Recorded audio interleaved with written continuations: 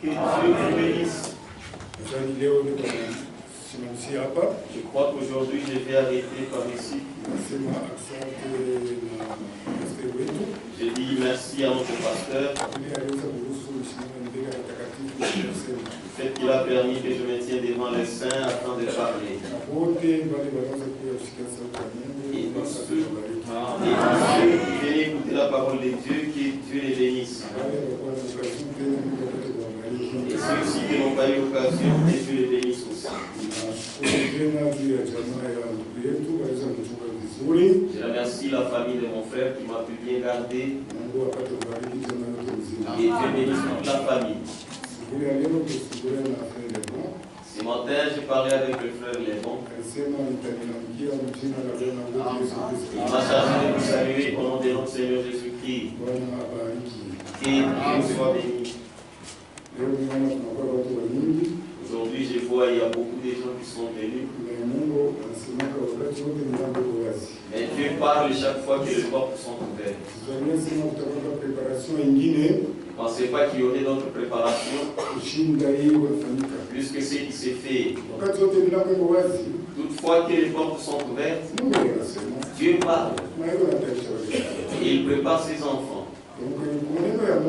Alors pour ce qui est de la parole de Dieu, il n'y a pas question de dire que non, c'est moi qui connais tout. D'abord physiquement. Si tu ne manges pas pendant 2 ou 3 jours, tu n'auras pas la force. Maintenant, qu'en est-il aussi de l'esprit? Alors cet homme intérieur, il mange aussi la parole. C'est elle qui nous donne la force de marcher. C'est elle qui nous donne la force de vaincre. Mais si nous ne mangeons pas suffisamment, là tu es offensé à ton âme.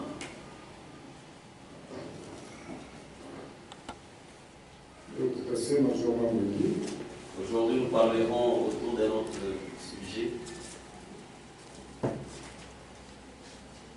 Corinthiens, livre de correction. Kitabu ya Wakorinto. Kitabu kimerosha. Le livre de correction. 1 Corinthiens chapitre 10. Wakorinto wa kwanza sura ya 10. Tunasoma mjina la Bwana wetu Yesu Kristo. Nous lisons au nom de notre Seigneur Jésus-Christ. Frères, Wadugu, je ne veux pas que vous ignorez que nos pères ont tous été sous la nuée. nisipende mkose kujua ya kwamba baba yetu wote walikuwa chini ya wingu. Ils ont tous passé au travers de la mer. Wote walipita kwa bahari. Ils ont tous été baptisés en Moïse dans la nuée et dans la mer. Wote walibatizwa ndani ya Musa, muwingu na mbahari. Ils ont tous mangé le même aliment spirituel. Wote walikula chakula moya moya kiroho. Et qu'ils ont tous bu le même breuvage spirituel. Na walikunywa vinywaji moya moya ya kiroho. Car ils buvaient à un rocher spirituel qui les suivait. Maana wanaanza kunywa kumwamba ya kiroho wanaanza kubafuata. Et ce rocher était Christ. Na ile mwamba ilikuwa Kristo.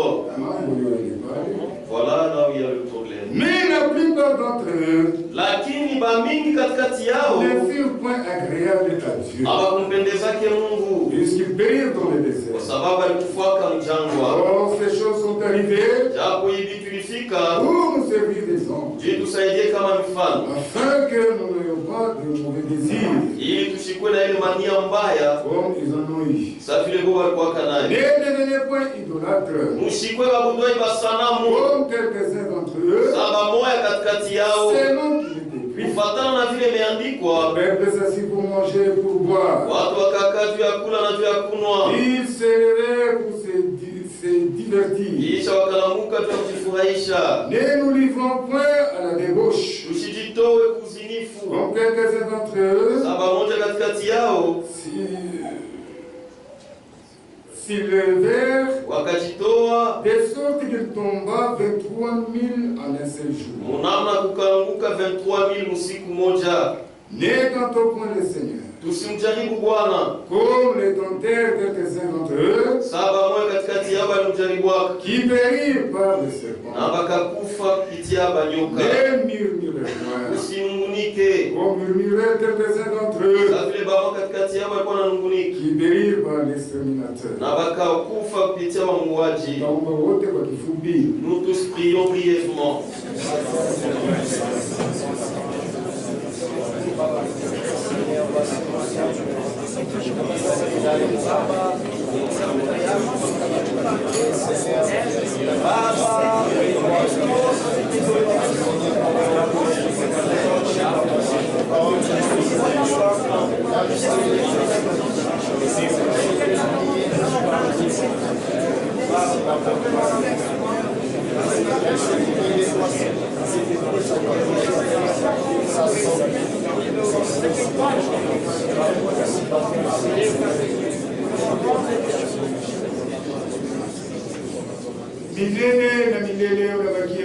D'éternité à l'éternité, tu restes Dieu.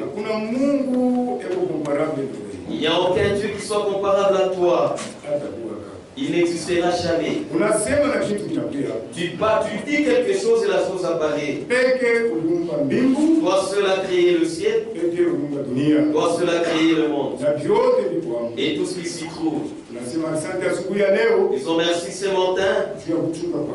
Parce que tu nous as gardés. Nous nous sommes dormis. On ne savait pas qu'on devait se réveiller aujourd'hui.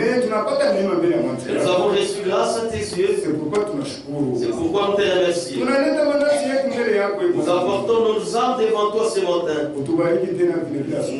Et nous encore ce matin par ta parole. Moi je suis un homme. Si l'on parle, c'est la mort. Mais nous voulons que toi, Jésus, que tu parles. Et si toi tu parles, Seigneur, c'est la vie. Bénis cette assemblée, les conducteurs. Père, celui qui est venu avec son problème, toi, Dieu, donne-lui la réponse. Parce que tu es un Dieu vivant. Tu es le Dieu de ta parole. Tu as dit, je ne vous laisserai jamais orphelin. Je serai avec vous à tout temps. C'est-à-dire dans tous les temps, dans toutes les circonstances. Toi, Dieu, tu es avec nous. Bénis-nous ce matin, du début jusqu'à la fin. C'est lui qui est malade. Les hommes agissent selon sa foi.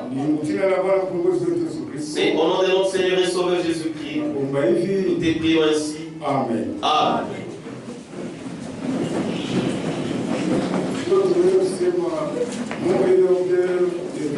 Nous avions pu parler au sujet de la semaine, le Kombozi wangu ni mzima.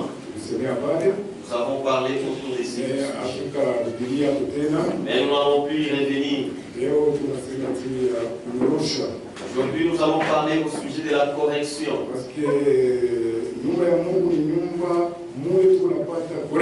Parce que dans la maison de Dieu, c'est là où nous recevons la correction. Et il n'y a pas autre chose qui puisse nous aider si ce n'est la parole de notre Dieu. Deuxième Timothée. Timothée wa pili.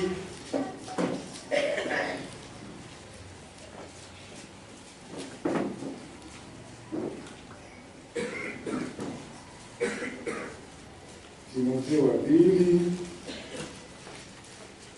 Chapitre 3. Deuxième Timothée chapitre 3.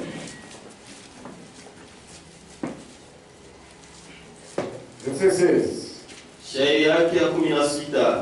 Toute écriture est inspirée de Dieu.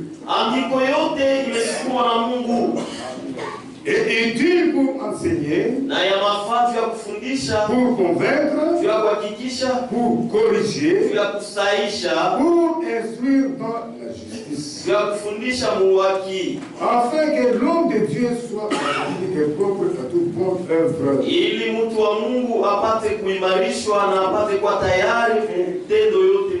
Andiko yote ni kusukumwa na roho ya Mungu. Toute écriture est inspirée de Dieu. Juu ya kuweza kufundisha pour enseigner, pour avertir, pour aussi exhorter, pour aussi édifier. L'écriture est là pour nous aider dans notre vie. Nous ne pouvons jamais refuser ce que dit la parole de Dieu. C'est Dieu qui a écrit pour nous. C'est ça sa pensée. C'est ce qu'il nous a donné. C'est ce qu'il a vu bon de nous le donner. Tous les jours de notre vie ici sur la terre. Alors toute écriture est inspirée de l'Esprit de Dieu. Ce sont les hommes qui ont écrit, mais ils étaient inspirés de l'Esprit de Dieu. Alors c'est Dieu lui-même qui a écrit. Et si l'homme a l'Esprit de Dieu en lui, il ne peut pas se disputer avec l'écriture. Toute écriture pour lui, ça sera Amen. Waebrania. Waebrania sura ya 4. Verset 12. Car la parole de Dieu est vivante, efficace, et tranchante qu'une épée quelconque à deux tranchants, pénétrante jusqu'à partager âme et esprit, jointure et moelle. Et elle juge les sentiments et les pensées du cœur. Nulle créature n'est cachée devant lui. Mais tout est nu et découvert aux yeux des élus que nous devons rendre compte.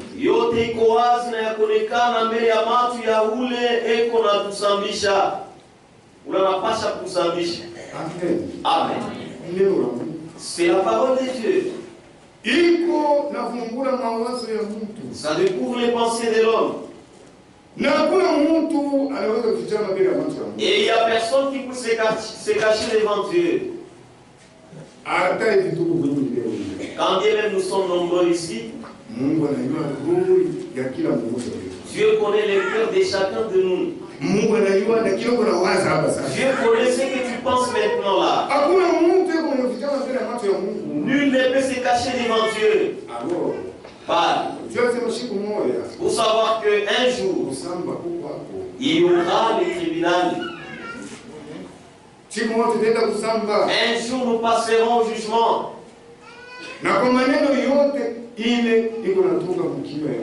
Et de toutes les paroles qui sortent de la bouche de l'homme, des paroles inutiles, nous allons rendre compte pour cela. Alors il n'y a rien qui sera caché devant Dieu. Tu peux te cacher devant les hommes. Mais Dieu, tu ne peux pas te cacher devant lui. Tu vas te cacher comment? Lui ne regarde pas à l'extérieur. Mais Dieu voit le cœur. Où est-ce que tu vas te cacher? Que vas-tu faire que lui ne connaît pas?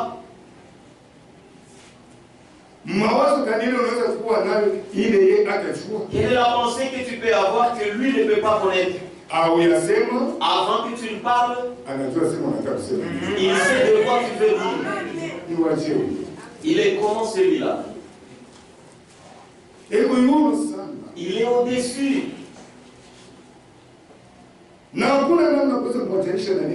Et il n'y a pas moyen de le séparer avec sa parole.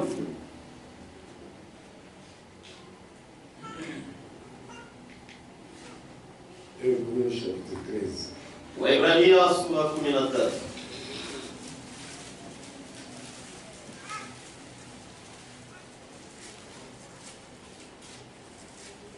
Verset 8. Jésus-Christ le même hier, aujourd'hui et éternellement. Yesu Kristo eko sawasawa jana leo hata milele.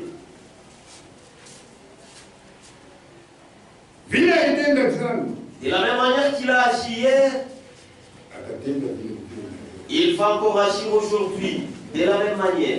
De la même manière qu'il a sauvé hier, et c'est comme ça qu'il sauve aujourd'hui. Comme il a marché avec son église dans l'ancien temps, et c'est comme ça qu'il continue à marcher avec son église aujourd'hui. Alors il est immuable. C'est l'homme qui est toujours changeant. Mais l'homme, Dieu, lui, il est immuable, il ne change jamais. Sa première décision qu'il a prise, la manière dont il a sauvé le premier homme, et c'est comme ça qu'il continue à sauver. Alors en lui, il n'y a pas d'immuabilité. Ce sont les hommes qui changent. Et les temps changent. Mais lui, il est éternel. S'il a déjà pris la décision, c'est qu'il a déjà pris, reste comme tel. Alors en lui, il n'y a pas de changement. Alors la parole de Dieu, nous devons la laisser telle qu'elle est. La Torah, chapitre 29, sous la makumi nakenda, verset 29. Shairi ya makumi mbili nakenda. Les choses cachées sont à l'Éternel. Notre Dieu. Les choses révélées sont à nous et à nos enfants. Et donc, en perpétuité, afin que nous mettions en pratique toutes les paroles de cette loi.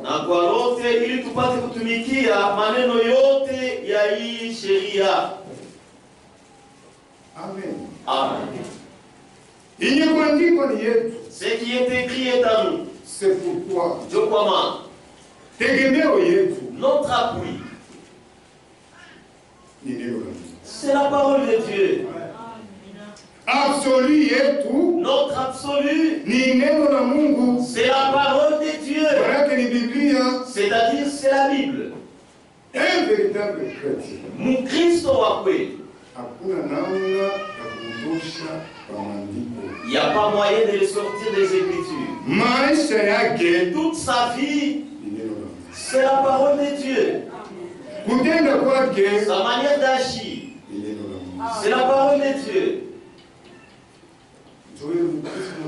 C'est ça un véritable chrétien. C'est ça notre appui. Nous ne prêchons pas autre chose ici. Nous prêchons la Bible, qui est la parole de Dieu. S'il y a une église qui ressemble à l'église primitive, c'est vous qui êtes assis ici. Parce qu'aujourd'hui c'est la continuité du même enseignement.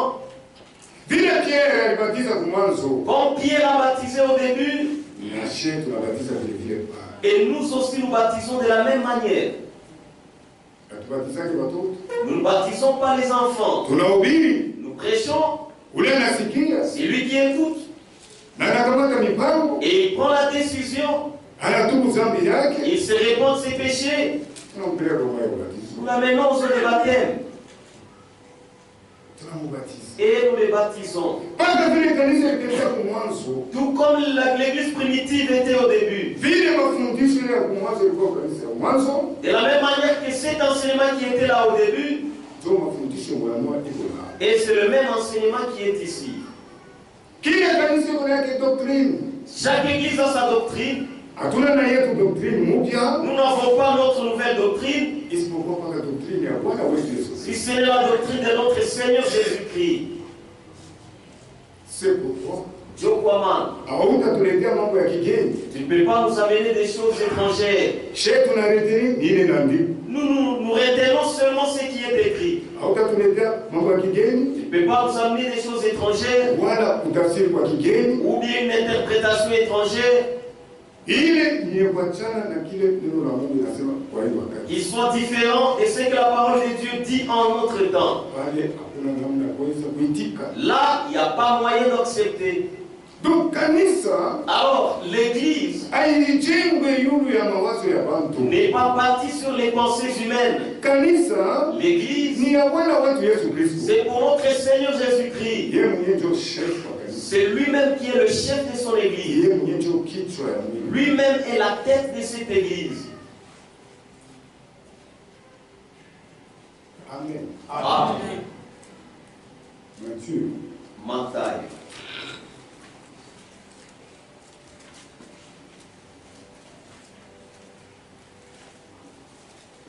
Matthieu chapitre 16. Matthieu sura 16.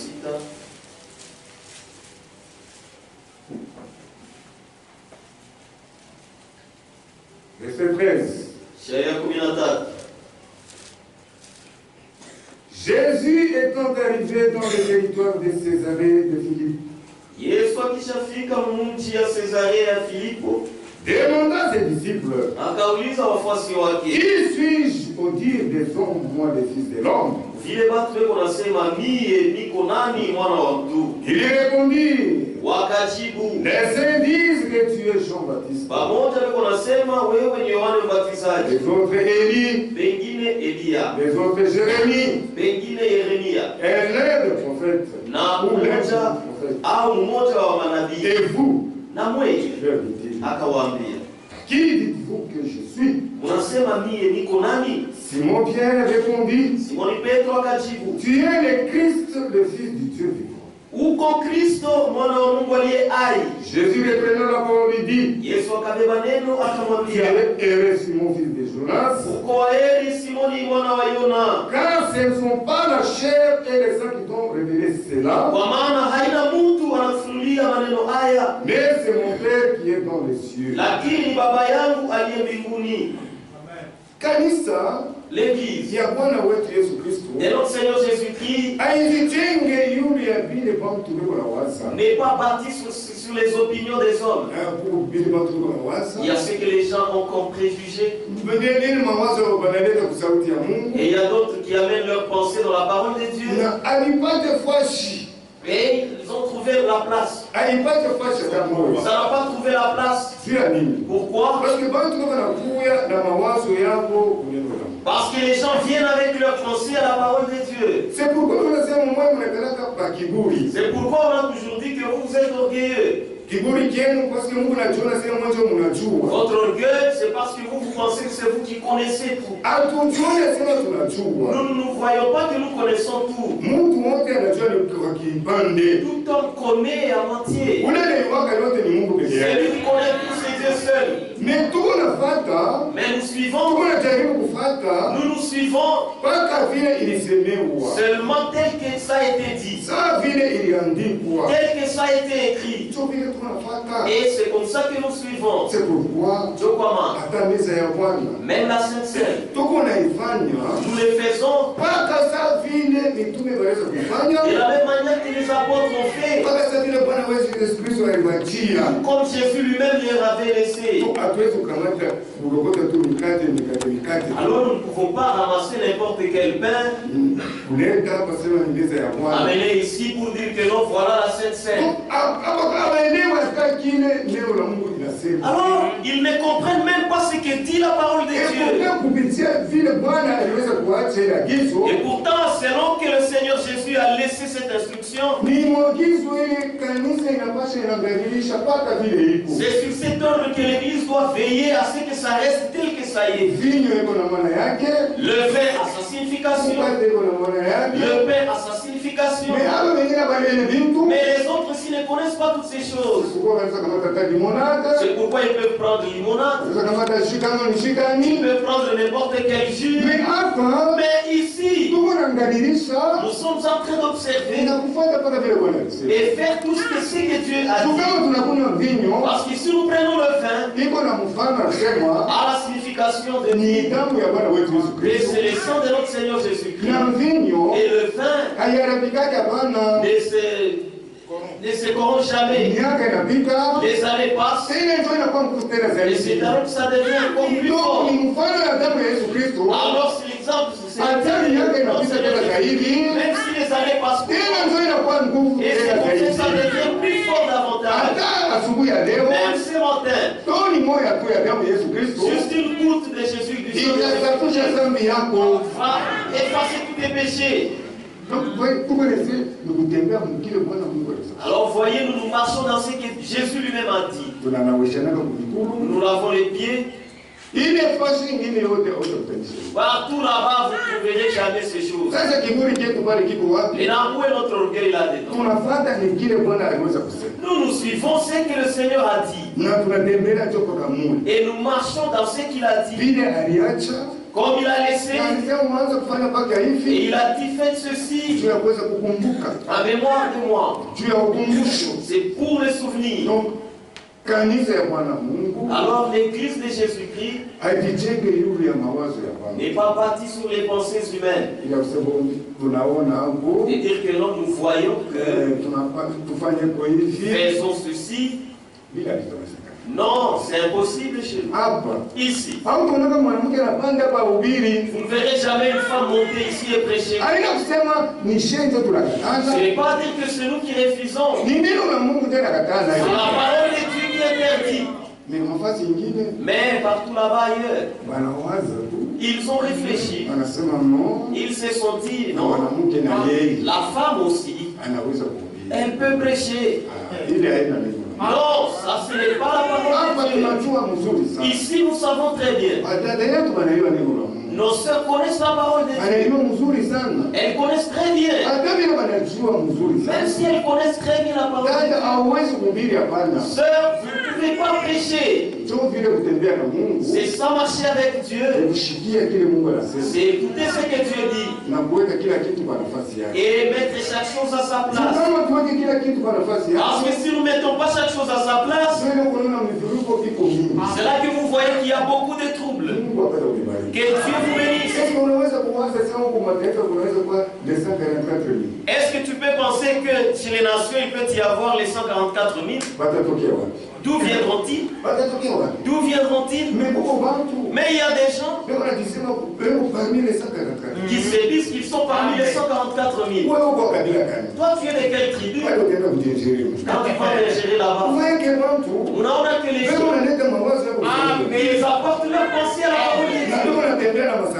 Et ils marchent avec des sacs, disant qu'ils sont des témoins de Jéhovah. Mais s'il y a des véritables témoins, c'est nous qui sommes ici. Regardez d'abord Paul. C'est lui qui était le véritable témoin. Il combattait la doctrine de Jésus-Christ. Mais quand il s'est rencontré avec le Seigneur Jésus, quand il allait persécuter l'église de notre Dieu, vous savez, l'église c'est quoi? L'église, ce ne sont pas ces murs ici, non. L'église, ce sont les hommes et les femmes baptisés du Saint-Esprit. L'église. Lui-même la tête. Mais ça, c'est maintenant, tous les membres là sont des membres. Amen. Amen. Les autres là sont des membres qui forment le corps de Jésus. C'est un mystère. Mystérie. Amen. C'est un mystère. Est-ce que toi tu as déjà vu Jésus-Christ? Qui a déjà vu Jésus-Christ? Aujourd'hui, vous les verrez. Mais vous les voir. Regardez celui qui est à côté de toi. Frère, regarde-moi. C'est ça, Jésus. Voilà, Dieu Jésus-Christ. C'est un mystère. Mystérie. Tout qu'on a ici, nous vivons dans la dispensation du Saint-Esprit. Dieu dans l'homme. Mungu ndani ya mtu. Tu persécutes l'enfant de Dieu. C'est ça, Jésus, que tu souffres. Les critiquer, le mépriser. C'est lui que tu es en train de regarder là. Il était au-dessus des hommes. du temps de Moïse. Après, il est venu parmi les hommes du temps des apôtres. Après, il a promis, le Saint-Esprit viendra. Il est descendu. Il est entré dans les hommes. Les jours de Pentecôte. Alors il demeure dans les hommes. Dans cette dispensation que nous avons, nous croyons que Dieu est dans l'homme. Alors Paul, quand il allait persécuter l'église, il s'est rencontré avec un propriétaire. Si tu persécutes l'enfant de Dieu, un jour tu vas te rencontrer avec son père. Quand il s'est rencontré avec lui, la lumière l'a frappé dans les yeux. Et cette nuée, c'est cette nuée qui conduisait les enfants d'Israël. Il a dit, Saul, pourquoi me persécutes-tu? Il a dit, Seigneur, qui es-tu? Il ne pouvait pas appeler n'importe qui Seigneur, parce qu'il était bien enseigné. Il pensait qu'il pourra dire que non, c'est moi Jéhovah. Mais il a entendu la voix qui sort. C'est moi Jésus que tu persécutes. Et pourtant, lui, il persécutait les gens. C'était lui le véritable démon de Jéhovah. Alors c'était lui le véritable Mouchou de Jésus-Christ. Mais quand il s'est rencontré avec Jésus-Christ, ce témoin de Jéhovah s'est arrêté là. Et Dieu vous bénisse. Mais vous allez voir les gens qui errent ça et là, disant que c'est nous qui sommes les témoins de Jéhovah. Nous sommes parmi les 144 000. Toi, tu es Tchokwe. Toi, tu es Songé. Toi, tu es Luba. Comment tu t'es retrouvé dans les tribus de là? Vous voyez comment les gens s'embrouillent? C'est pourquoi la parole de Dieu doit rester telle qu'elle est. Si tu la déplaces seulement, tu vas la donner à l'autre sens. Et si tu donnes l'autre sens à la parole, ça ne va rien aider. Parce que dans la Bible, il y a un temps où Dieu parle les choses concernant la nouvelle naissance. Dieu parle au sujet de la sanctification. Dieu parle au sujet du baptême du Saint-Esprit. Alors toutes ces choses doivent être mises à sa place. Mais aujourd'hui vous allez voir un homme. Il s'est dit non, moi je suis déjà baptisé de l'Esprit de Dieu. C'est parce qu'il a été baptisé seulement. Non, les jours que j'ai été baptisé, c'est ce jour-là que j'ai reçu le Saint-Esprit. J'ai parlé en langue, j'ai l'Esprit de Dieu. Voyez comment les gens sont embrouillés.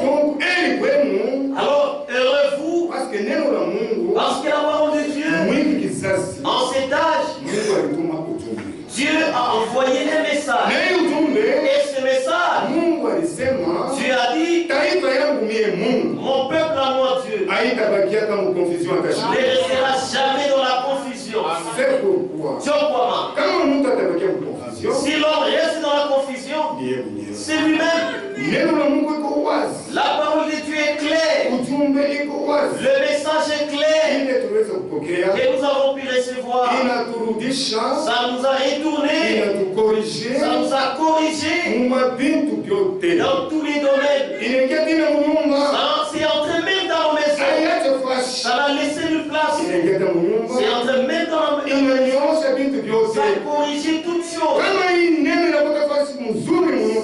Si cette parole trouve une bonne place dans la maison de l'homme, vous verrez le frère sur sa place, vous verrez la soeur à sa place, vous verrez les enfants à leur place. Qu'est-ce qui a fait cela? C'est cette parole de Dieu. Moi, accepte-la seulement. Que ça te domine. Parce qu'aujourd'hui, les gens aiment Dieu. Ils disent Jésus-Christ est notre sauveur. Mais non. Pour qu'il soit leur Seigneur. C'est là qu'ils refusent. Les gens refusent. Que Jésus-Christ puisse régner sur leur vie. Ils aiment qu'il les sauve seulement. Mais que chacun fasse ce que son cœur veut. Il serait bon s'il n'aurait pas écouté la parole de Dieu. Puisqu'après avoir écouté la parole de Dieu, nous devenons les esclaves à la parole de Dieu. Nous ne pouvons pas faire les choses selon ce que notre cœur veut. Dans chaque chose, cherchons ce qui est la volonté de Dieu. Et là, nous allons plaire à Dieu. Là, nous allons marcher avec lui. Et ça sera une très bonne chose. Que Dieu vous bénisse. Mes amis.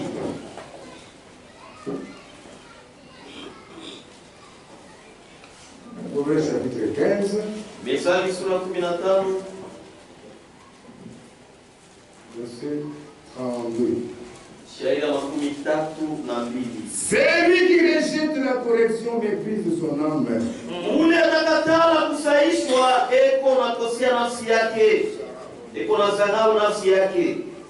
Mais celui qui écoute la réprimande acquiert l'intelligence.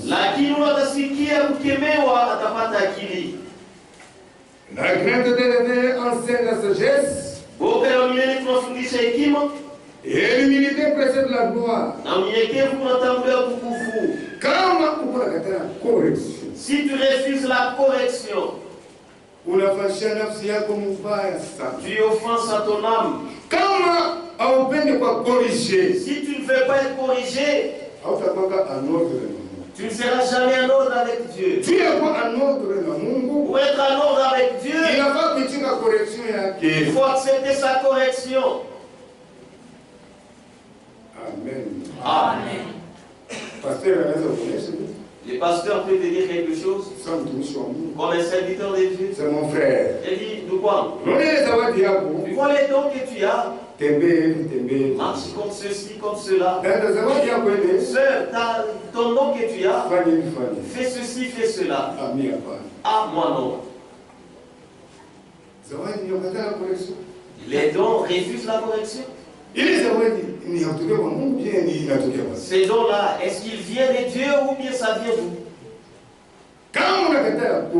Si tu refuses la correction, là tu as méprisé ton âme. Et pas à dire qu'on te hait. Non, non, ils ont la jalousie de mon ministère. On aura la jalousie de ton ministère. Nous sommes taillés différemment. Mais celui à qui tu dis qu'il a la jalousie, d'abord c'est lui qui est le conducteur. Là, comment sera-t-il jaloux de toi? Mais s'il te corrige, suis la correction.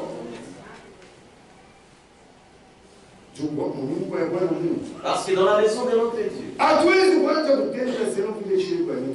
nous ne pouvons pas agir selon nous. Chacun a sa maison. Chacun a son champ. Chacun a son travail. C'est dans ton travail. C'est dans ton champ. C'est dans ta maison. C'est là où tu peux faire tout ce que tu veux. Mais dans la maison de notre Dieu, nous aimons que la parole de Dieu puisse prendre le contrôle sur nous. Le pasteur entre dans la maison. Il conseille, il conseille. Les diacres viennent. Ils s'en vont. Un autre jour. Et tu m'amènes encore ces diacres-là. Tu vas les suivre là-bas, ils seront tes maris.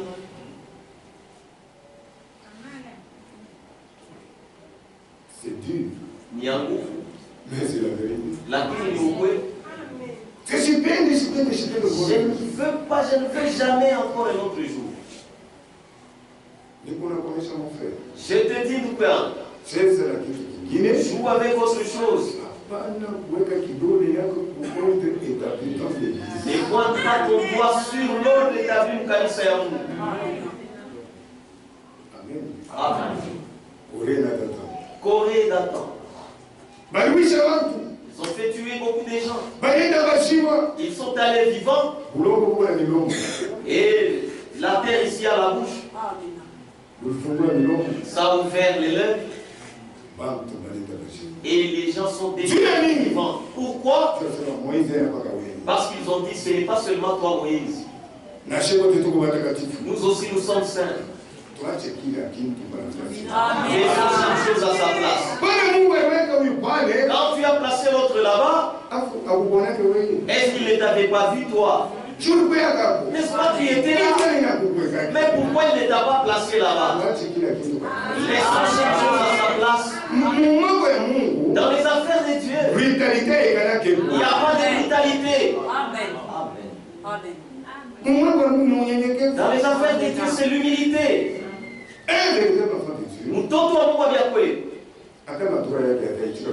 Il accepte même de perdre ses droits. Mon frère,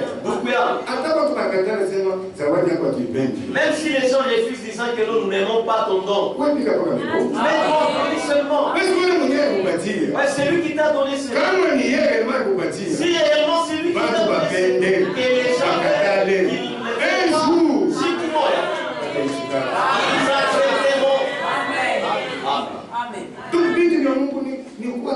parce que les choses de Dieu, il faut être tranquille. Un enfant de Dieu doit être posé. Et nous, tu es en train de dire. Non. On n'aide pas Dieu. Dieu fait son œuvre lui-même.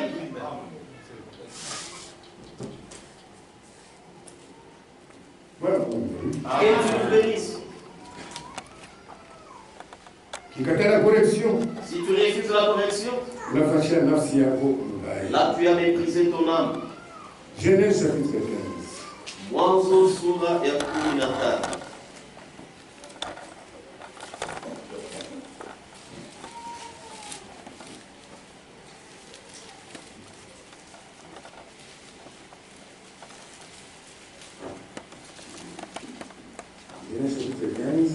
Mwanzo sura 15.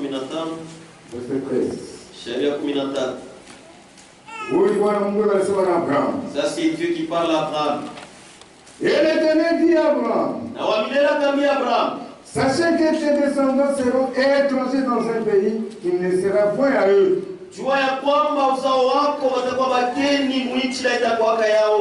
Ils seront asservis et on les opprimera pendant 400 ans.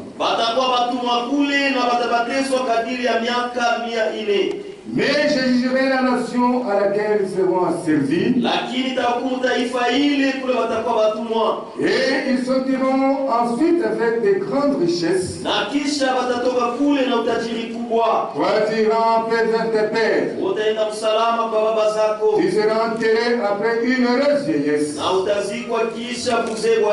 À la 4e génération, ils reviendront ici. Car l'iniquité des Amoréens n'est pas encore à son comble.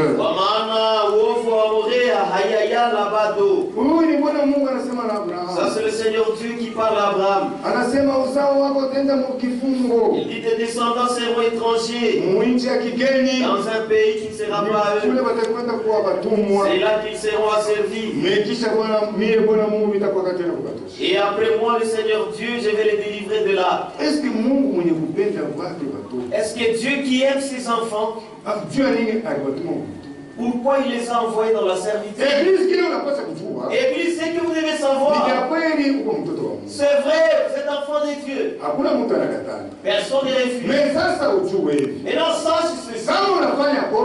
Si tu commets une faute, comme tu es l'enfant de Dieu, Dieu va te corriger. Dieu corrige ses enfants. Et c'est comme ça qu'il est. C'est ça l'amour de Dieu. Si nous les hommes, Nous corrigeons nos enfants. Nous ne voulons pas que nos enfants soient des voyous. Nous voulons que les enfants connaissent les voies de Dieu. Nous sommes toujours avec eux en train de les conduire. Et dans combien plus forte raison, Dieu, c'est lui le Père du ciel. Il ne peut pas nous laisser que nous marchions comme nous voulons. Alors Dieu corrige. Maintenant, comment Israël s'est retrouvé dans l'esclavage? Israël s'est retrouvé dans la servitude. Il n'était pas attentif à ce que Dieu faisait au milieu d'eux. Jacob avait ses 12 enfants. Alors parmi ses enfants, il y avait un qui était spirituel. Et son nom était Joseph. Maintenant, comme il était spirituel, Dieu l'utilisait. Il avait des visions. Il interprétait les songes. Vous voyez les songes ici, le rêve. C'est seulement un prophète qui peut l'interpréter. L'homme ne peut pas interpréter un songe. Si Dieu veut te donner un songe, il va te donner un rêve qui soit clair. Il n'y aura pas de symbole. Lakini kama kuko nabii, Dieu l'utilise par des visions. Alors il va interpréter ses songes. Et c'est comme ça qu'était Joseph. Mais ses frères ne l'ont pas aimé. Et pourtant ce qu'il leur disait, c'était des choses vraies. Mais ils n'acceptaient pas. C'est pourquoi je te dis, mon frère, si vous avez votre don, toi tranquillise-toi seulement.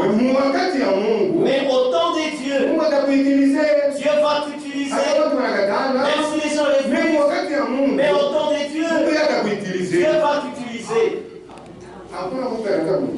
Personne ne l'a accepté. Il les expliquait comment il voyait ses songes.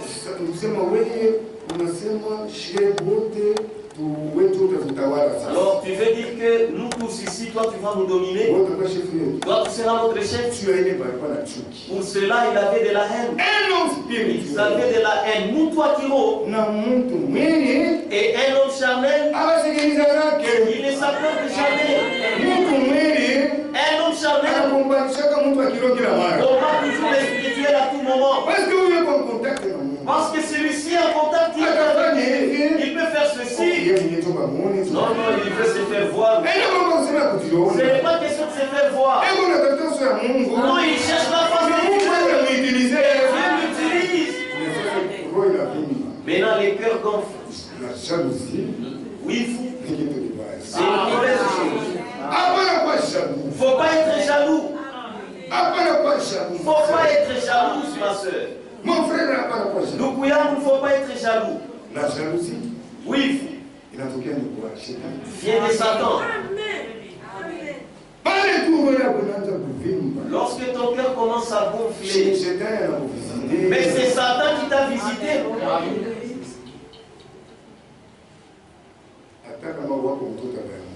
Même si ta fille, on ne l'a pas encore épousée. Mais attends, en son temps, elle sera mise en mariage. Ne dis pas, regarde d'abord les fiancés de celle-là. Est-ce que c'est ça vraiment un homme? Qu'est-ce qu'il t'a fait? Qu'est-ce qu'il a fait comme erreur? Sache que c'est l'ennemi qui t'a visité. Ton frère fait ceci. Tout ce qu'il fait, c'est toujours mauvais. Les jours que moi je ferai, vous verrez. Non, ce n'est pas comme ça. Ce n'est pas des choses comme ça. C'est le royaume de Dieu. Et qui fera de tous les autres royaumes. Les autres royaumes, c'est là qu'il y a des concurrences et autres. Mais ici, nous sommes tous sur le même pied d'égalité.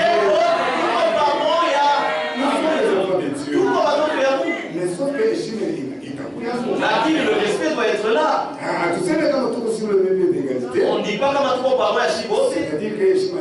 Vous savez que le respect n'y aura pas. Non, non. Quelqu'un qui est contre ton père, celui qui arrête de ta mère, c'est ta mère. Celui qui arrête de ta soeur, c'est ta soeur. Celui qui arrête de ton frère, c'est ton frère. Que Dieu te bénisse. Alors la jalousie qui était parmi eux, ils n'ont pas reconnu ses dons.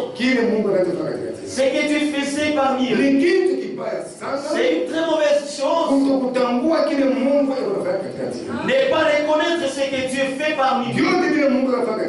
Tout ce que Dieu fait parmi vous, il faut bien les protéger. Amen. Amen. Il faut bien protéger cela.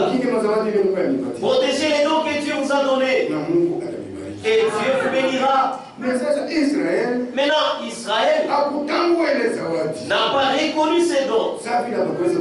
Comme ils n'ont pas reconnu ses dons, ils sont arrivés au point de les vendre. Ils ont vendu Joseph. Ah, voilà, nous avons réglé son affaire ici.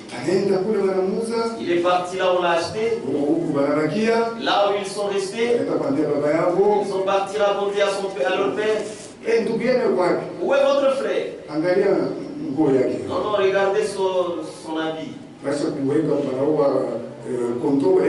avez vu, ils ont trempé. Ils ont dit, un animal féroce l'a dévoré. Le papa a pleuré. Lui qui n'était pas prophète. Le prophète ne connaît pas tout. Amen. Il a pleuré. Il croyait que son fils était déjà décédé. Et pourtant, il n'était pas encore mort. Le prophète ne connaît pas. Le prophète connaît ce que Dieu fait. C'est lui qui connaît le Dieu seul. Amen.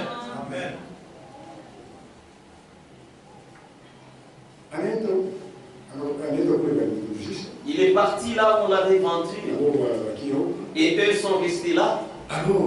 Alors, comme ils ont refusé leur frère,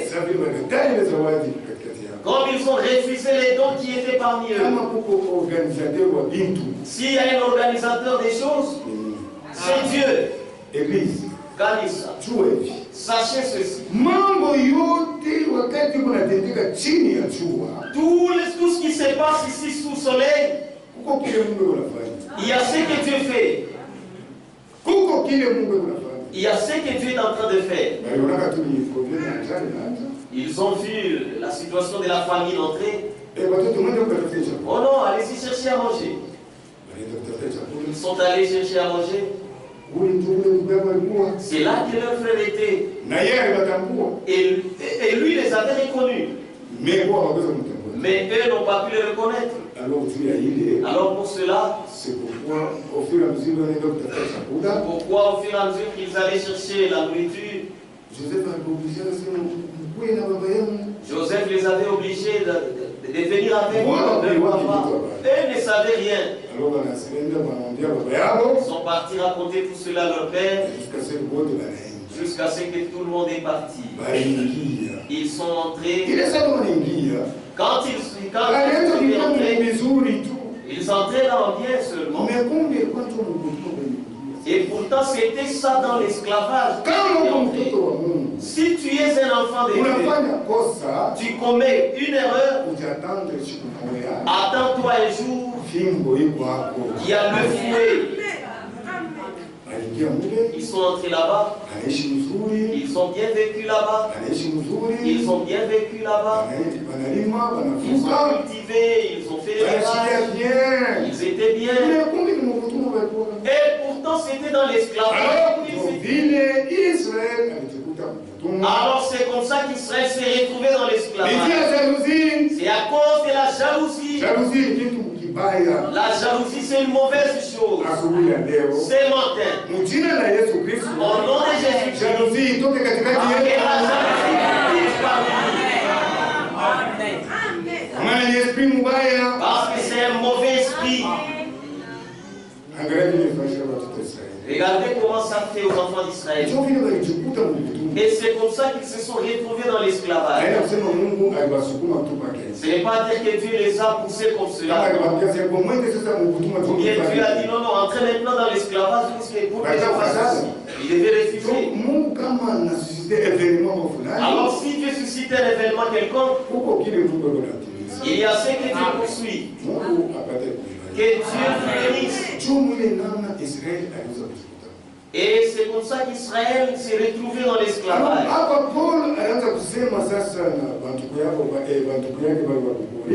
Alors ici Paul s'adressait à ses frères aux Corinthiens. C'était une église de désordre. C'était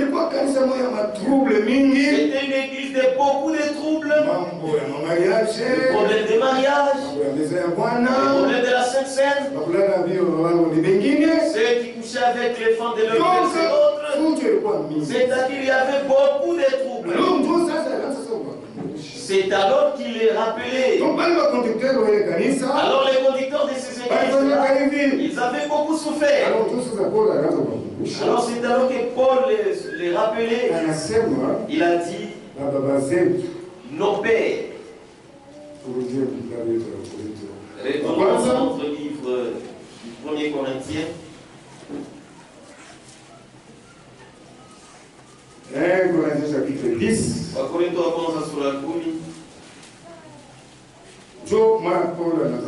C'est pourquoi Paul disait, frères, je ne veux pas que vous ignorez que nos pères ont tous été sous la nuée, qu'ils ont tous passé au travers de la mer.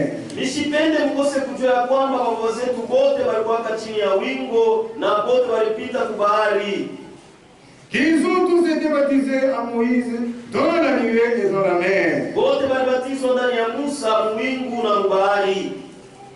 Ils ont tous mangé le même aliment spirituel.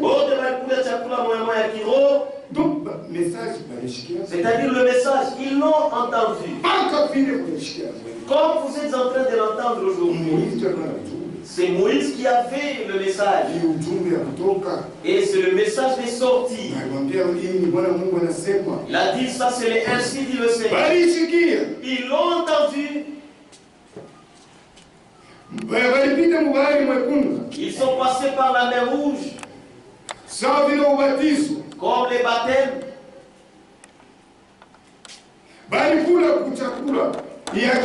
Ils ont mangé le même aliment spirituel. C'est-à-dire la manne tombée du ciel. Et ils mangeaient. Et ils étaient nombreux quand ils sont sortis. C'était un groupe mélangé. Ils étaient dans la joie. Ils ont vu comment Dieu a fait chez les Égyptiens, comment Dieu a frappé Pharaon, les divers fléaux. Ils étaient contents. Mais est-ce que tous étaient enfants de Dieu? Sortir, ce n'est pas un problème. Mais le problème, c'est arriver à la destination. Amen. L'eau des baptêmes ne change rien. L'homme, tu changes. C'est pendant que la parole de Dieu est en train de prêcher. Qu'est-ce que cela fait dans ton cœur? L'homme est sauvé. C'est quand il écoute la parole de Dieu.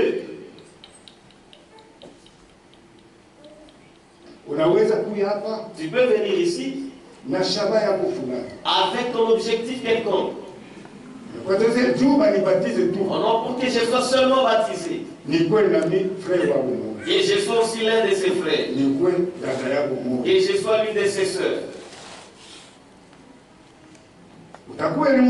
Oui, tu les seras, c'est bien. Et on va te plonger dans l'eau des baptêmes. Ce n'est pas si toi qui change. Et aussi ont été baptisés. Mais leurs pensées étaient autres. Amen. Amen.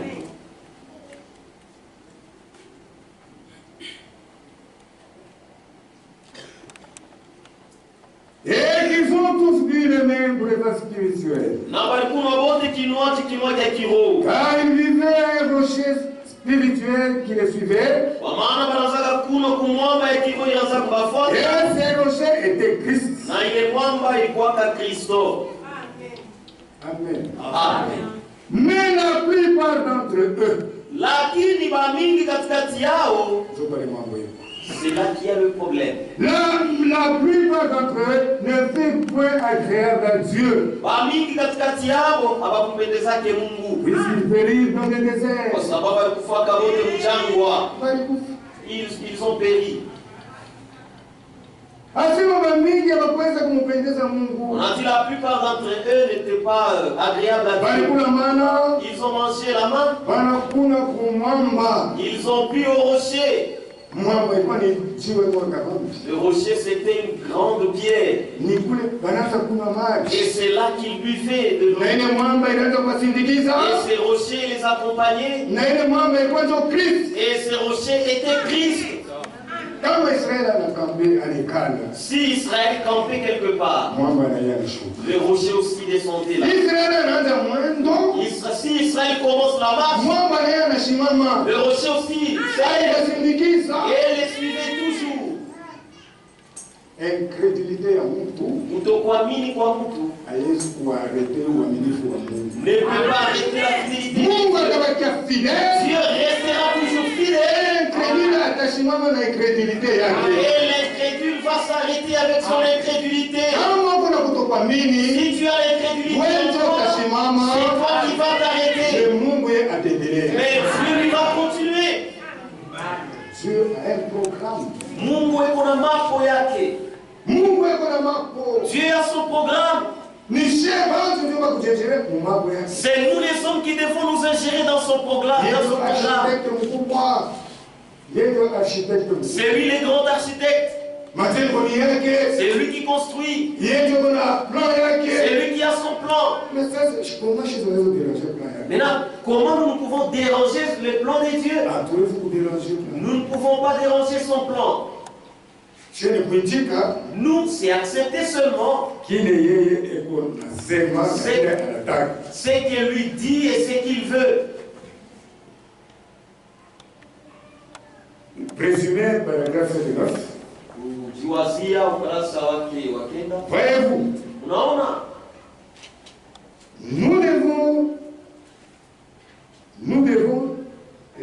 nous devenons aussi différents.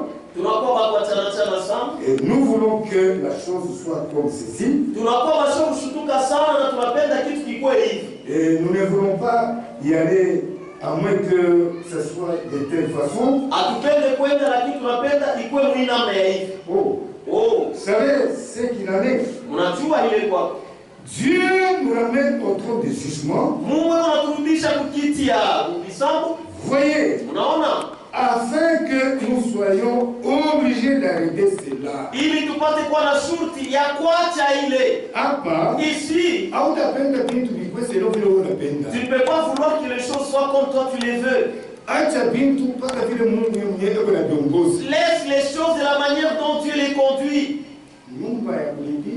La maison que tu es en train de payer, la maison que tu as achetée, les véhicules, n'importe quoi, c'est là que tu peux te choisir, tu peux faire un choix.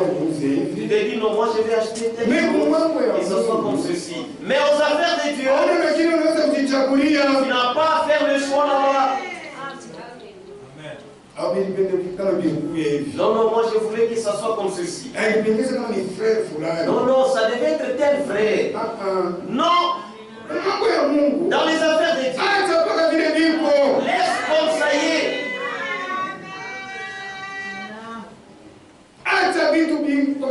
Laissez les choses comme elles sont. Dieu a un programme entre aussi directement et avançons.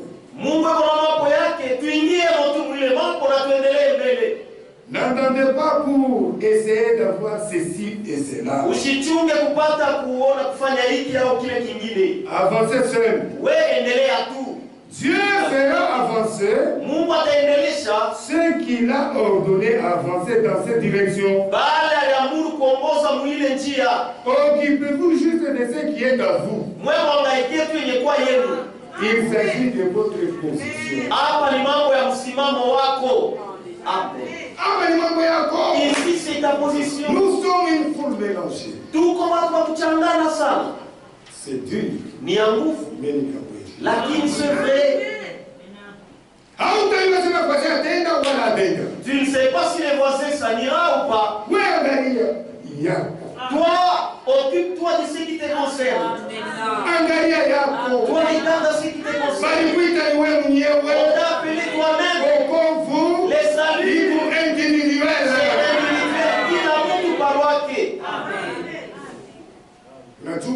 Vous savez,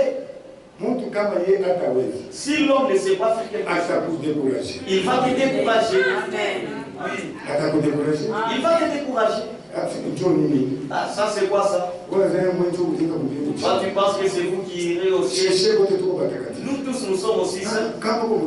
D'accord, si tu es saint, dis la parole de Dieu. Regarde ta position. Tu as cru toi-même. Tu n'as pas cru avec quelqu'un d'autre. Tu es né seul. Et les jours que tu quitteras ce monde, tu quitteras ce monde seul. Ah. Mais si tu viens, tu commences seulement à regarder aux autres. Tu ne sauras pas marcher. Tu ne sauras pas marcher.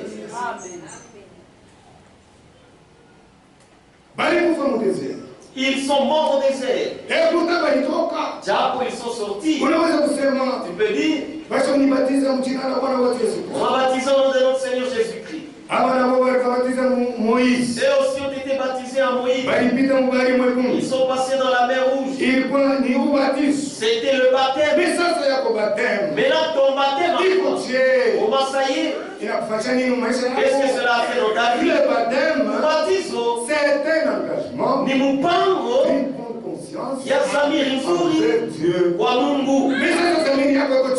comment est ta conscience? Comment est ta conscience? Quand tu viens, oui, Dieu t'a appelé. Maintenant, comment tu marches avec lui? Tes pensées sont comment?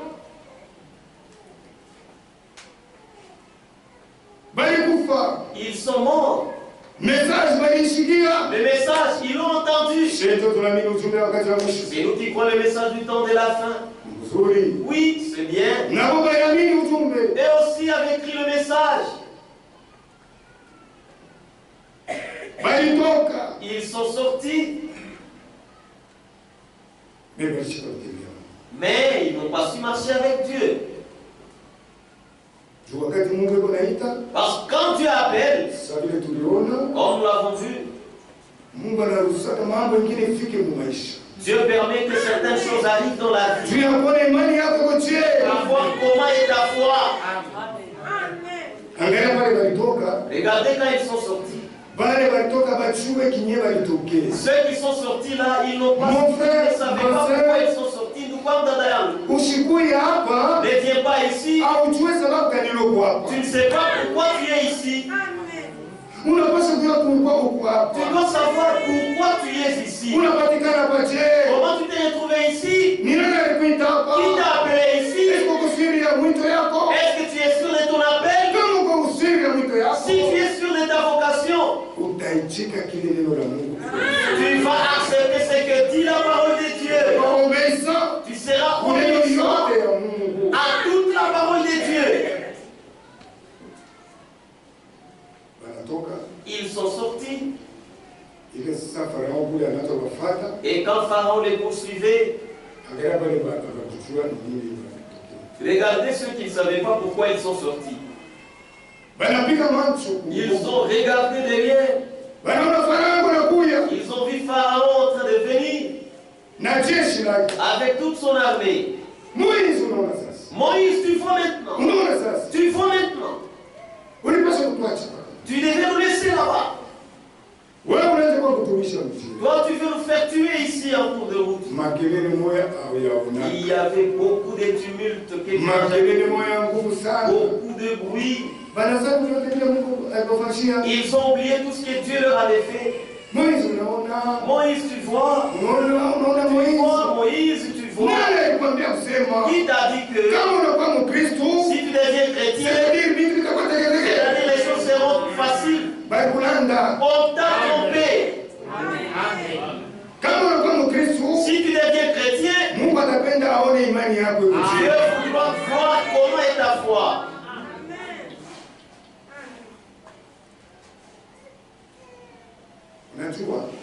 Tu sais, dans toutes les circonstances, même si les problèmes t'arrivent, sois posé. Ne sois pas agité. Sois tranquille. Vous savez, si vous vous taisez, automatiquement tu engages Dieu dans ses dossiers. Quand il y a beaucoup de tumulte, Moïse dit, les Égyptiens que vous voyez ici, vous ne les verrez plus jamais. Vous gardez silence et Dieu combattra pour vous. Nous condamnons. Si tu es dans la difficulté, les pleurs d'histoire, tais-toi, tu verras Dieu agir. Amen. Mais ils ont fait beaucoup de bruit. Ils ont oublié tout ce que Dieu leur avait fait. Dieu a tué Pharaon ainsi que toute son armée. Et Dieu a ouvert la mer rouge. Et ils sont passés à sec. Ils sont passés. Pharaon aussi est en train de venir là. Il ne sait pas comment est-ce que la route était frayée là-bas. Toute imitation s'arrêtera un jour. Amen. Amen. Il est entré avec son armée en train de marcher. Eux pensaient qu'il marchait. Et pourtant Dieu avait enlevé les roues. Il est le Tout-Puissant. Amen. Il pensait en train de marcher, mais il ne marchait pas. Dieu voulait qu'ils s'avancent, qu'ils entrent là-dedans. Israël est sorti. Mais toute l'armée de Pharaon était morte. Et ils s'étaient réjouis là-bas. Ils ont vu la main de Dieu. Myriam, ils ont tambouriné, ils ont dansé en esprit. Danser en esprit ne veut rien dire. Se réjouir en esprit ne veut rien dire. Les grands problèmes, c'est se tenir à la parole de Dieu. Amen. Ils ont fait la marche. Ils avaient la soif de l'eau. Ils ont regardé à l'eau. Ils ont essayé de boire assez d'eau. L'eau était amère. Encore les troubles commençaient. Ce sont tous ces gens-là que Dieu a tués. Malgré qu'ils ont vu la main de Dieu. Mais il y avait toujours les bruits, les désordres, les troubles. Qu'est-ce que tu n'as jamais vu que Dieu n'a pas fait dans ta vie? Dieu a déjà fait beaucoup de choses. Mais tu dois quand même être reconnaissant à cause de cela. Dieu t'a déjà fait beaucoup de choses. Tu étais malade. Peut-être cette maladie pouvait t'apporter à la mort. Mais Dieu t'a guéri. Maintenant, tu veux voir quoi encore? Mais eux ont oublié. Ils ont goûté l'eau. Et l'eau était amère. Sachez ceci, nous voyons dans cette marche, dans ces voyages, il y aura des jours où les choses seront amères. Même quand ça devient amer, comment? Mais sachez que Dieu est toujours avec vous. Amen. Dieu a dit à Moïse, prends les bâtons que tu as. Prends un bâton. Il a jeté dans cette eau et l'eau était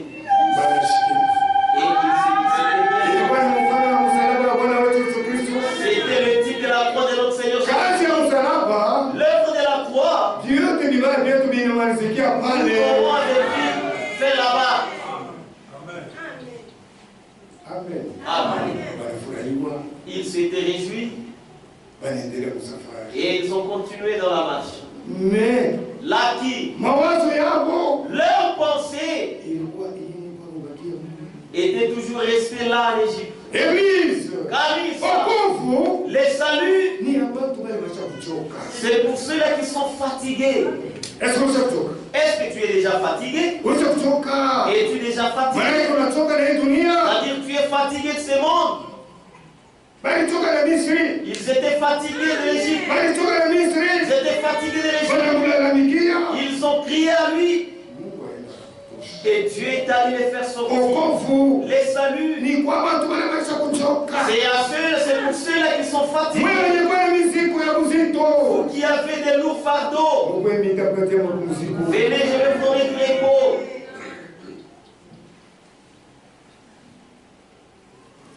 Matthieu. Mathayo.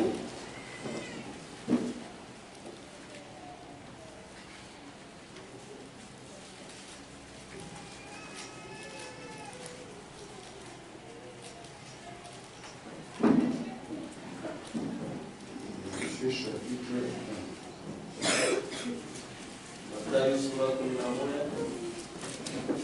28e verset. Venez à moi. Vous tous qui êtes fatigués, chargés, et je vous donnerai du repos. Amen. Amen. Le repos, c'est notre Seigneur Jésus-Christ qui va te les donner. Si l'homme n'est pas encore fatigué, même s'il vient ici, il n'est pas encore fatigué de l'ambiance. Il va continuer avec son ambiance. Parce qu'il n'est pas encore fatigué. C'est pourquoi l'église. Aimez-vous dans la parole de Dieu. Mes sœurs. Tenez-vous dans la parole de Dieu. Même les aventuriers viendront ici. Amen. Ah, ce sont eux qui disent qu'ils ont des vérités. D'accord, j'irai là-bas me faire leurs frères. Nous, Wabongo. Je vais leur faire des aventures. Je vais abîmer, je vais m'abuser de leurs enfants. Voyez ici. Non, n'a pas. Les véritables enfants de Dieu sont. Tu ne verras pas un enfant de Dieu ici. Une fille de Dieu. Une fille de Dieu à part. Tu viens avec une telle aventure. Et dire que moi j'entrerai dans le tabernacle. Oui, c'est dans le tabernacle. Tu n'es pas entré dans les corps mystiques des gens. C'est lui qui est du corps. C'est lui qui mort. Tu ne la verras jamais. Comme nous sommes une foule mélangée,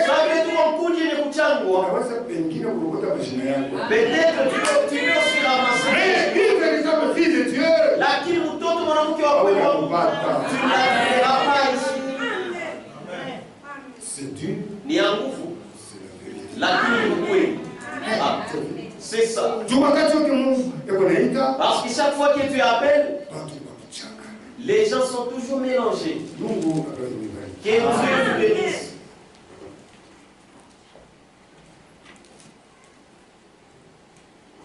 Verset 29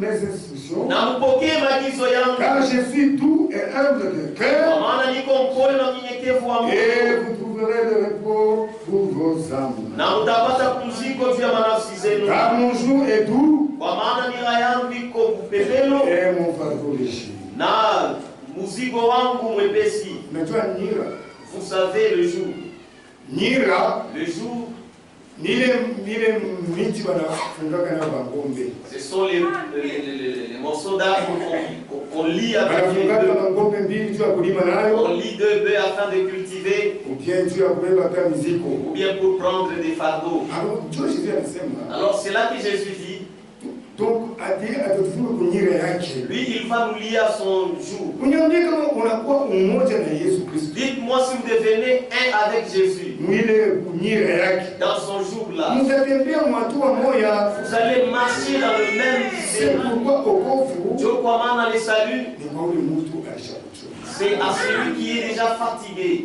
Mungu akatubariki. Que Dieu bénisse. Tu hata kama unaoa bibi yachoka. Parce que si vous épousez une femme qui n'est pas encore fatiguée, Atakuchokesha sana. ah, elle va te faire fatiguer. Atakuchokesha. Elle va te fatiguer. C'est pourquoi kama ni kuoa, Dieu kwa maana s'il faut épouser, oa et mwenye kuzaliwa mara ya pili. celle qui est née de nouveau. Jua kama unaoa tu ya kuzuri. Parce que si toi tu épouses à cause de la Kuna intérêt beauté, fulani. pour cause d'un intérêt quelconque, Donc Dieu asema sachez que sasa vile ayachoka. comme elle est fatiguée, Ayachoka. comme elle n'est pas encore fatiguée, Sheba ni mtoto kwa kuakompanya kwa bantu. alors c'est nous qui sommes venus accompagner les autres. Angalia ule bali mshanga ndio hivi. Regardez celle-là, on lui a acheté tellement. Angalia vile wale wanakuja. Regardez comment elle mange. Angalia vile bali uza. Regardez ce qu'ils ont acheté. Donc utafanya hivi. C'est-à-dire tu vas souffrir. Jua yachoka. Parce qu'elle n'est pas encore Mais kama fatiguée. aisha kuchoka. Mais s'il est déjà fatigué, Kama wamenyewe kukimya. elle sera tranquille. Amen. Amen. Babo wetu kuko nduka yachoka. Qu'on t'épouse par un frère qui n'est pas fatigué, Utafanya hivi. tu vas souffrir, ma soeur. Mwanzo kule tuna ni frère. Au début, là, il va paraître d'un frère. Nishukuru mimi na nanje kuya. Mais un autre jour, Eko na kutoka kule ni mapali il vient là, kadastre. les pas se cadastrent. Anaingia Mungu. Il entre dans la maison. Futu na. Les troubles. Ayachoka kwake. C'est parce qu'il n'est pas encore fatigué. Harufu ya pombe mbaya. L'odeur de l'alcool, très mauvais. Vous savez comment est-ce que comment l'odeur de l'alcool. Maintenant, il t'oblige de. Tu mets. Il ouvre la bouche, vraiment, c'est. Comme il n'était pas encore fatigué, tu verras que c'est très grave. Il va vomir dans la maison. C'est toi qui es devenu la vache sur laquelle il va commencer à tabasser. Sur la parole de Dieu. Il n'y a jamais eu une femme sans mari ou bien mari sans femme. Le mariage que vous voyez ici, que Dieu t'aide, que tu trouves ton numéro. On n'épouse pas pour épouser, on nous. Jusqu'à ce que tu vas trouver ton numéro. Si tu ne trouves pas ton numéro, ah, c'est un problème. C'est un problème. Qui est celui-ci? C'est l'enfant de l'oncle dont je t'avais expliqué l'autre fois. Alors cet oncle-là, alors ce grand-père-là, c'est comme ça. Si quelqu'un n'est pas fatigué, c'est-à-dire qu'il est en train d'imiter, il sera ici. Il est en train d'imiter la chrétienté. Il imite seulement. Il va essayer de vivre comme les chrétiens vivent. Dieu Amen. est arrivé quelqu'un au bout. Amen. Tu ne vois même pas un frère pour te visiter, ni une soeur pour te visiter. Ça, c'est quelle église? Là, on ne se visite pas. Oh, ceci, cela. Ceci, cela. Messieurs, tu n'es pas encore fatigué. Si c'est lui qui est déjà fatigué, on les regarde, on les visite,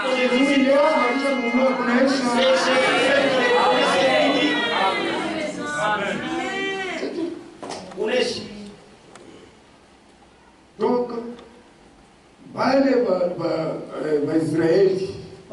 les Israélites, ils ont fait toutes les cérémonies religieuses, mais ils sont morts. Hébreux chapitre. Waebrania sura ya 4.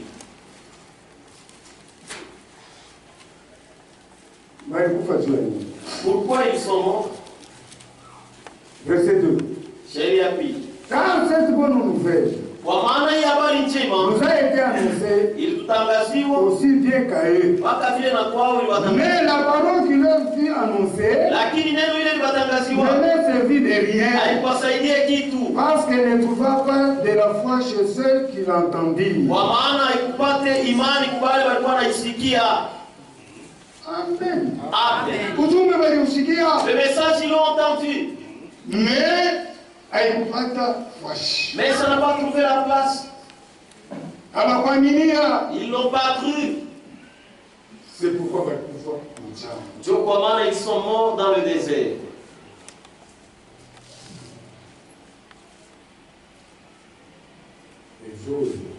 Kutoka.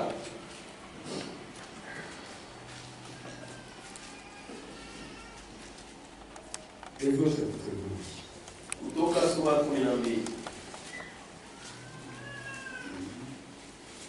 12. Chelewa 13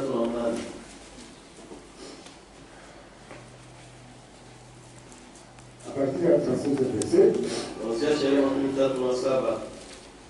Les enfants d'Israël partirent de Ramsès pour Sukkot. Au nombre d'environ 600 000 hommes, des pieds sont les enfants. Une multitude de gens de toute espèce montèrent avec eux. Ils avaient aussi des troupeaux considérables et des brebis et de bœufs. Les gens de toute espèce. Ils étaient aussi là. Ce sont ces gens-là qui étaient morts. Leurs cadavres étaient tombés dans le désert. Pourquoi? La parole qu'ils ont entendue n'a pas trouvé de la place. Tu peux dire, nous croyons le message du temps de la fin. C'est bien, tu crois. Est-ce que l'esprit lui-même de ces messages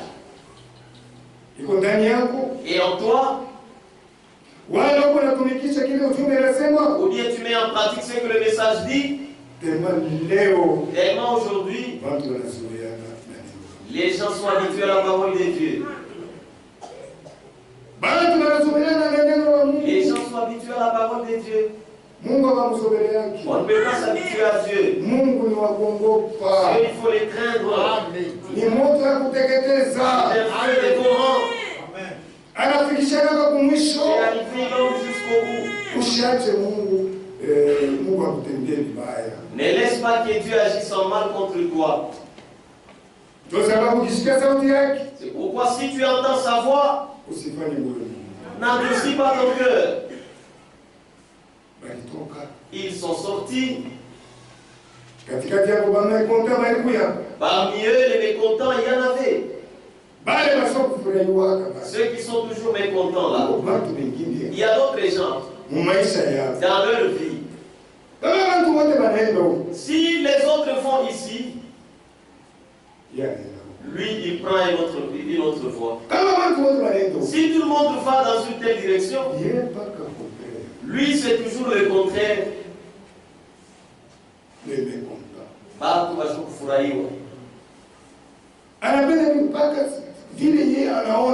veut que les choses soient comme lui voit. Ils sont morts. Parce qu'il n'était pas content de ce que Dieu faisait au milieu d'eux. Les ambianceurs. La Bible le témoigne. Ils buvaient de l'alcool. Ils se réjouissaient, ils dansaient. Ils sont morts. Quand tu appelles, les gens viennent nombreux. Maintenant, c'est toi-même. Tu dois te faire que Dieu ne te sauve pas. Lui, il te donne sa parole. Maintenant, c'est à toi de la vivre. C'est à toi d'obéir.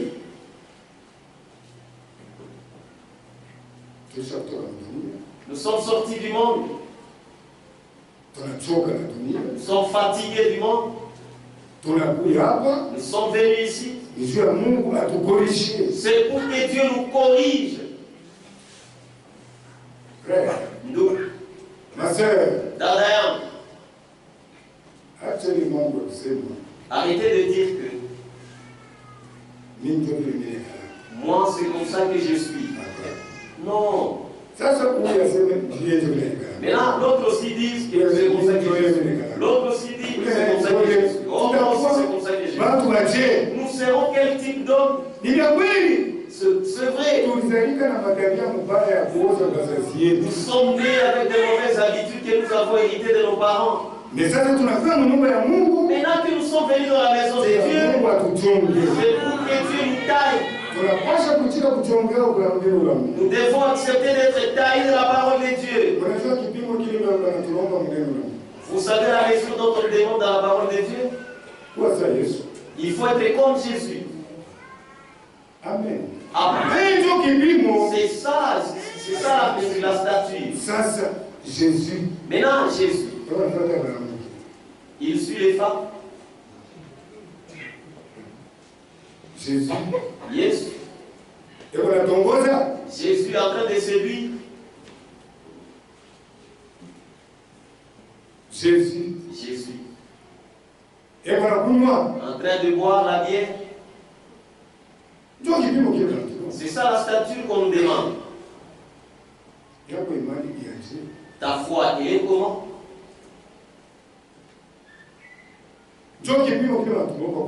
C'est ça la statue qu'on nous demande. Être comme Jésus. Demande à Dieu qu'il t'aime. Que les sentiments qui étaient en Jésus-Christ soient en toi.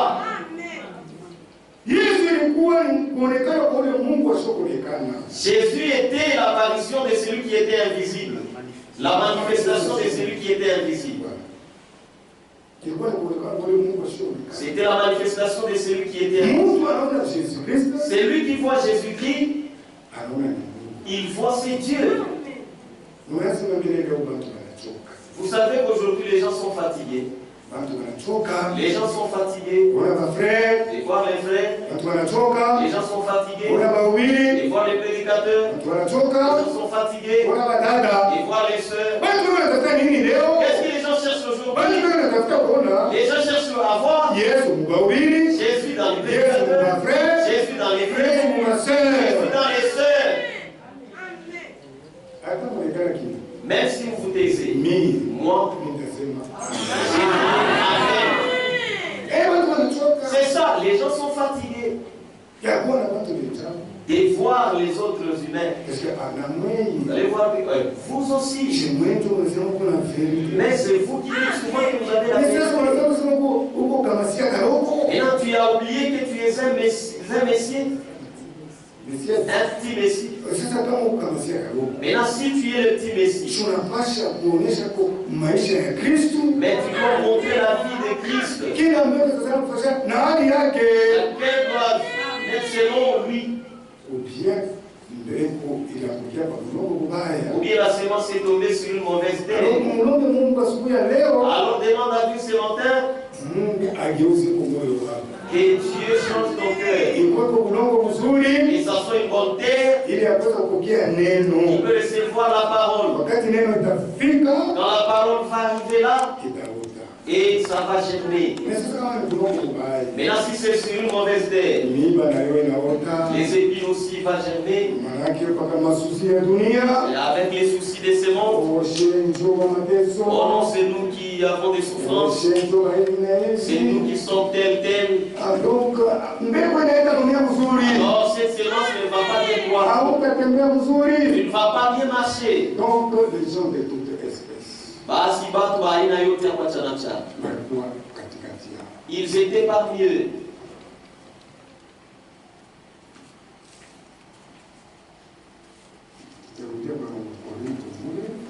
Toujours dans 1 Corinthiens là-bas.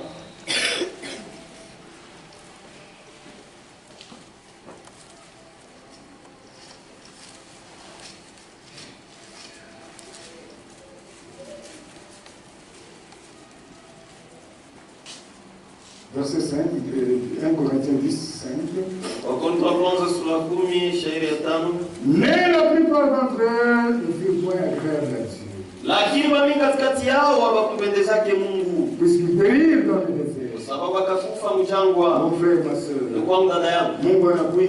Dieu t'appelle. Mais ça, c'est au point qu'on fait mon kanisa. Maintenant que tu viens mourir dans l'église, que tu viens mourir ici, et tu rates d'avoir la vie éternelle, et tu rates d'aller au ciel, la parole de Dieu, tu l'entends chaque jour. Il mangeait aussi la manne tous les jours. Mais comme trouver la place, comme la parole de Dieu n'a pas trouvé la place, et c'est pourquoi ils sont morts. Mais c'est vraiment malheureux. Tu dis que je refuse les mondes, je renonce au monde. Mais tu viens mourir sur les chaises de l'église. Ce serait mieux pour toi si tu pouvais rester dans les mondes.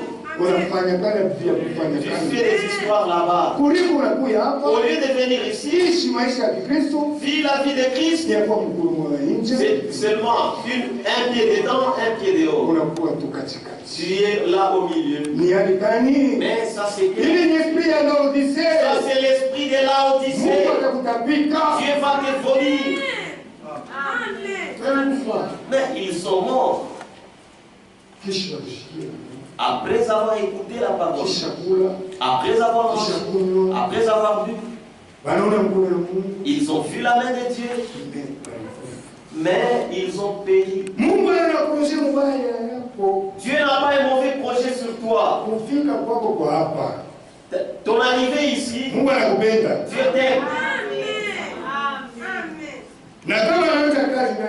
Et s'il commence l'œuvre en toi, il va l'achever. Mais c'est malheureux si tu meurs sans la voir. Tu meurs ici, dans l'église. Mukanisa. On a sauvé la parole. Un autre jour. Et tu vas traverser la ligne de démarcation. Tu venais ici. Tu venais marcher toi. Tu as déjà dépassé la ligne de démarcation. Aujourd'hui, Dieu parle d'une manière, de mettre tantôt d'une autre. Mais toi, tu ne fais que qu'est-ce que tu es, toi? La terre. Toi, tu te disputes avec les potiers. C'est Dieu qui est potier. Accepte. Il est de façon comme il veut. Il veut te faire son enfant. Il veut que tu atteignes la stature de Jésus. C'est ce que Dieu veut. Mais vous allez voir l'homme résister. La parole de Dieu va sortir. Ça va mépriser, ça va réprimer la médisance, les critiques.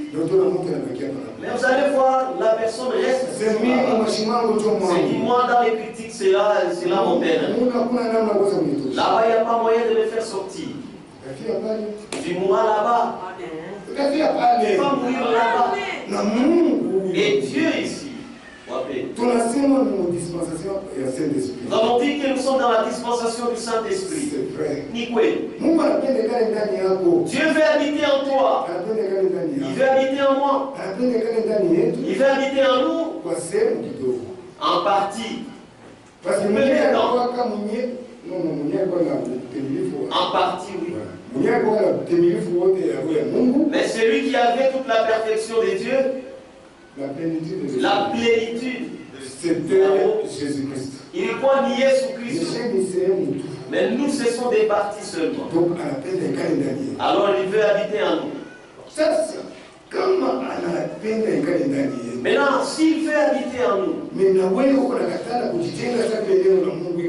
alors que toi tu refuses de t'édifier selon que dit la parole de Dieu, comment viendra-t-il habiter en toi? Il ne peut pas venir. Qui peut habiter dans une maison inachevée? Toi tu construis une maison, ça arrive à ce niveau-là. Et tu vas habiter dans cette maison. Tu prends les lits, et tu prends les assiettes, ou les armoires, des fauteuils. Et tu dis voilà, je viens de déménager dans ma maison. On dira que tu es si toi tu ne peux pas habiter dans une maison inachevée, et même si Dieu du ciel ne peut pas venir habiter dans une maison si toi tu n'as pas encore terminé à bâtir. Alors c'est tellement malheureux mourir dans l'église. Parce que la parole tu l'écoutes tous les jours. Mais tu ne la mets pas en pratique.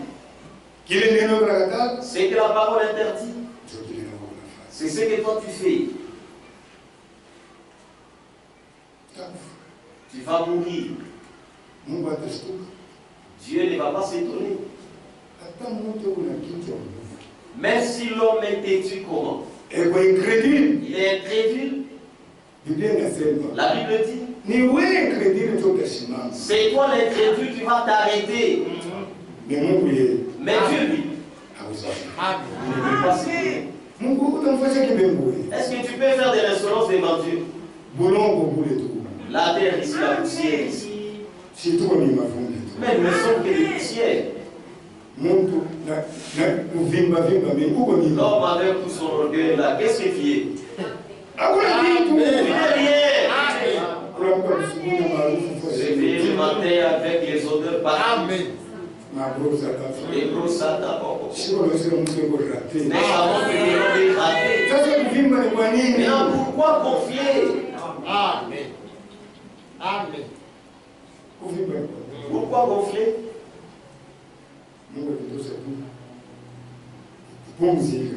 Si Dieu retire seulement le souffle, c'est fini pour toi. C'est fini. Et s'il permet que tu sois atteint d'une forte maladie,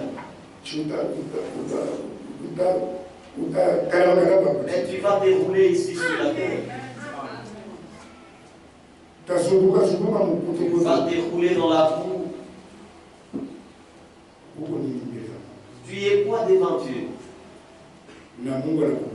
Et Dieu t'aime. Et tu es en train de lui résister.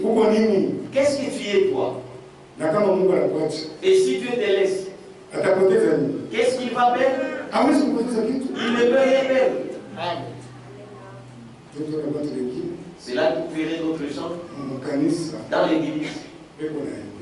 Ils chantent pour Dieu. Lorsque nous chantons, nous ne chantons pas pour un homme.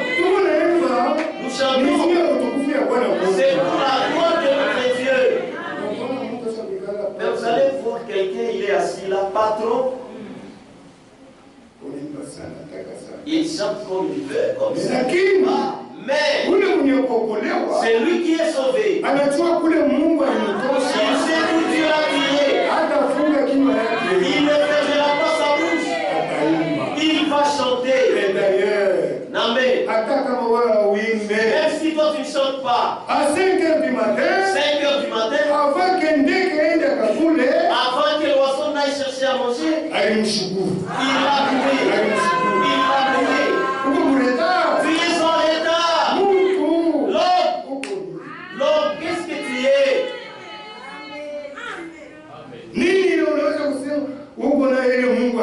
Qu'est-ce que tu peux dire que tu as que Dieu ne t'a pas donné? Moi, quoi? Qu'est-ce que tu as que Dieu ne t'a pas donné? Dieu est le chef. Dieu est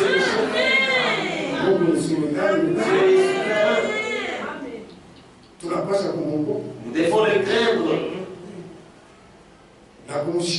et l'écouter. Mais tous ceux qui lui résistent, tous ceux qui lui avaient résisté sont morts dans les déserts. Sorti. Et je viens dire, combien ont pu entrer de cette génération-là? 2 personnes seulement. Les autres là, les cadavres sont tombés là-bas. Surtout les ambianceurs, les cyniques, les impudiques, les débauchés, débauchés, basiliques. Dieu a réglé leur compte. 23 000. 23 000.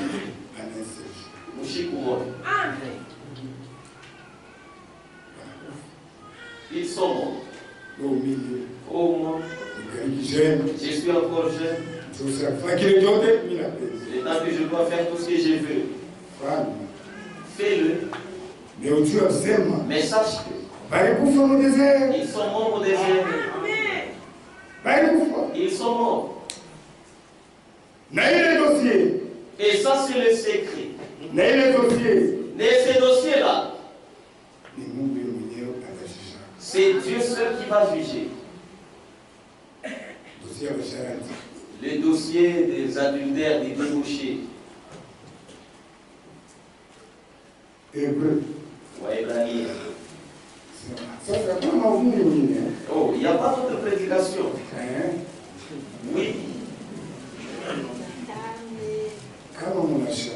Si vous changez, la prédication va changer. La prédication va changer. Amen.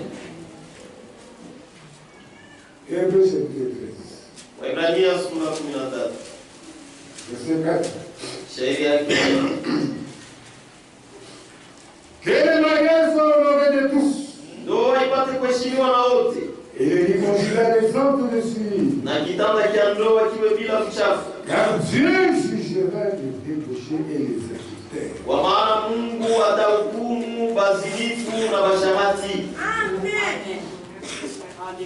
Amen. Amen. Dieu va juger. Parce que dans ces dossiers, il y a beaucoup de secrets là-dedans. Oui. Dio. C'est devant les gens que tu vas te cacher. Mais Dieu, lui, il connaît le dossier de chacun de nous.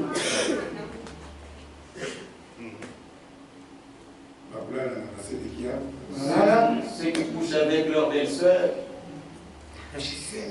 n'en parle pas. Prends $100. N'en parle pas. Elle ne dira rien. Mais Dieu, il voit. L'enfant qui a grandi chez toi, comment il est devenu ta femme? Elle a grandi chez toi. Comment elle est devenue ta femme?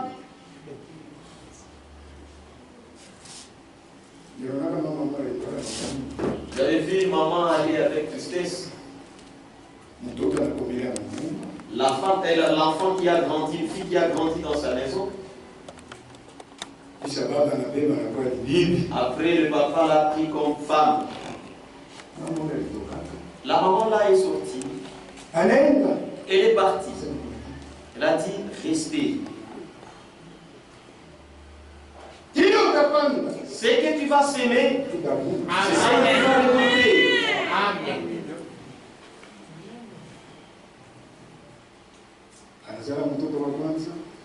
Elle a mis au monde le premier enfant. l'a mis au monde. Il l'a mis au monde. Il avait même 10 ans. Tu vas même oublier. Lui, Dieu, il n'oublie jamais. Je me rappelle de l'histoire d'Akab. Il a fait tuer Naboth. Dieu a regardé. Les dossiers s'est ouvert. Et dans les jours qui Dieu a étendu sa main sur les dossiers d'Akab, il regarde, non, celui-ci a fait tuer. Qui fera le tout possible pour le faire périr aussi.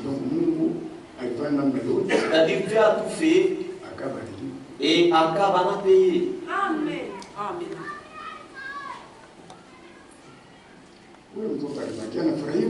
Mais ce qui est resté là-bas, mais le jour que Dieu a pris son dossier, elle était morte. Pendant que nous parlons ici, elle n'est plus là. Elle est morte jeune. Quand la propriétaire de la maison est sortie avec tristesse, toi tu vas laisser bien dans ta vie. Le dossier de débauché, c'est Dieu lui-même qui a ça dans sa main. Tout ce que tu vas pleurer, les deux c'est à toi. Mon mari, où étais-tu? Non, j'étais au deuil de l'un de nos collègues perdu d'elle. Il ne va pas se passer 2 mois. Tu es encore dans un autre sens. C'est-à-dire, toi, tu es toujours quelqu'un qui passe nuit au deuil. Mais les dieux du ciel, il voit tout ça. Il y avait une femme qui habitait dans un village. Elle avait son concubin.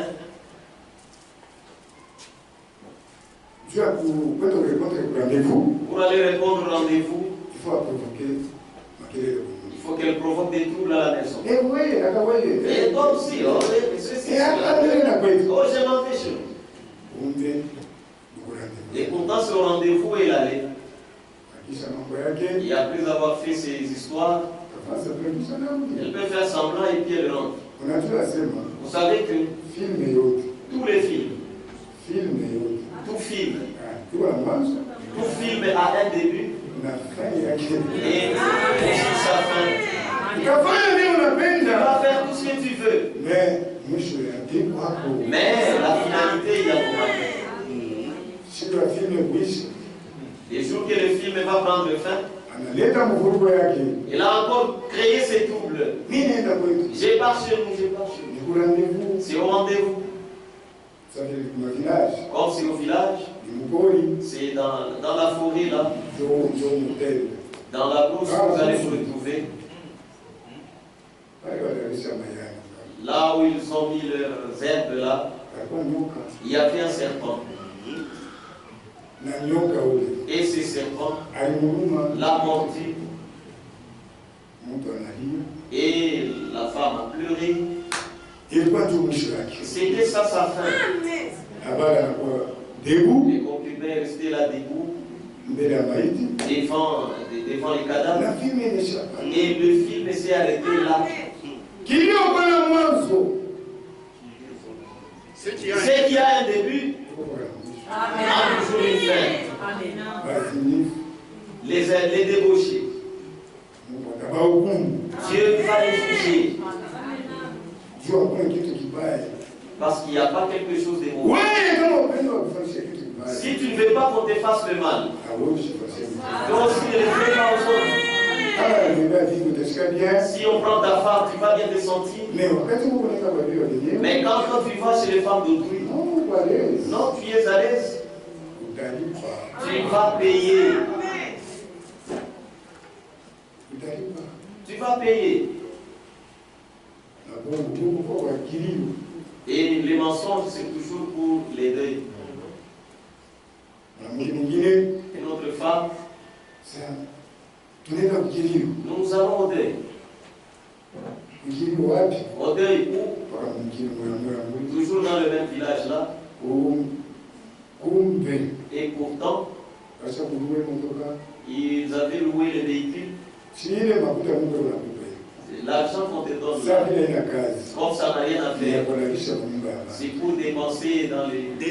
C'est pour détruire les maisons des gens. Ils ont loué le véhicule. Ils sont partis dans les ambiances. Au retour, si c'est à 3 heures du matin, toujours dans la maison, c'est ici, sur la route de Lubumbashi. Dans la maison. Dieu aussi a rangé les choses. Dans cette maison-là, les gens n'étaient pas là. Ils étaient partis passer nuit au champ. Mais cette femme-là, pour elle, c'était fini. Oh, nous venons de voir ta femme. Il y a le cadavre. Non, non. Ma femme est partie au deuil. Il a refusé. Donc, c'est-à-dire c'est une très mauvaise chose. Ce sont des choses amères qui ne peuvent pas s'aider par nous. Ils sont morts. Et ils n'ont pas su continuer leur voyage.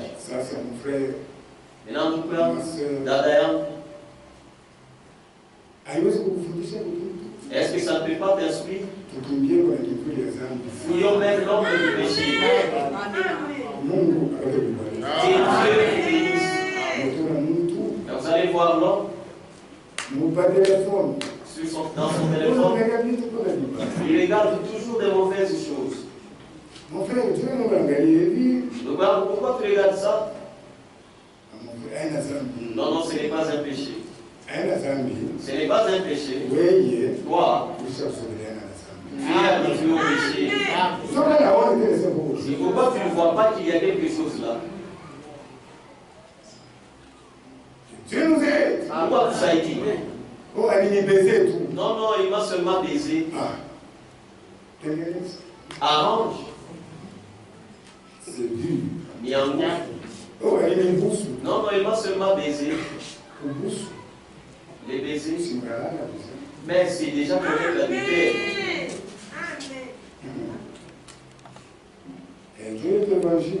C'est ça notre évangile. Amen.